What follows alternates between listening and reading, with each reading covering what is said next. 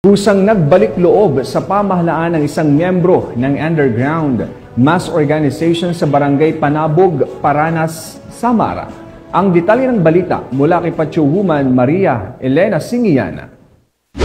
Winakasan ang pakikibaka at kusang nagbalik loob sa pamahalaan ng isang miyembro ng underground mass organization sa Barangay Pabanog, Paranas, Samar. Ang pagbabalik loob ay resulta ng matagumpay na pakikipagnegosasyon at panawagan ng mga tauhan ng 2nd Samar Provincial Mobile Force Company. Samantala, nakatanggap naman ang nagbalik loob ng agarang tulong pinansyal at bigas mula sa mga kapulisan. Ang dating miyembro ng UGMO ay nasa kustudiya ng 2nd Samar PMFC para sa facilitation ng kanyang posibleng enrollment sa programa ng ating gobyerno na Enhanced Comprehensive Local Integration Program o ECLIP. Ang pagbabalik loob ng dating miyembro ng UGMO ay nagpapakita na ang ating gobyerno ay seryoso ng wakasan ang insurhensya at terorismo sa bansa upang makamit ang isang bayan na ligtas, payapa at maunlad tungo sa minimithi natin na bagong Pilipinas.